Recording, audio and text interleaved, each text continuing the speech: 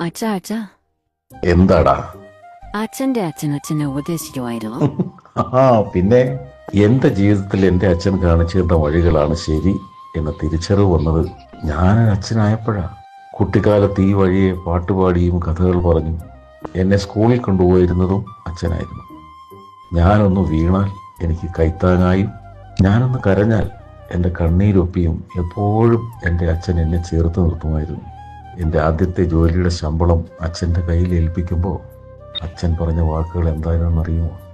നീ എനിക്കൊന്നും വാങ്ങി തന്നില്ലെങ്കിലും ശമ്പളത്തിൻ്റെ ഒരു ഭാഗം നിന്റെ ആരോഗ്യത്തിന് വേണ്ടി മാറ്റിവെക്കണം.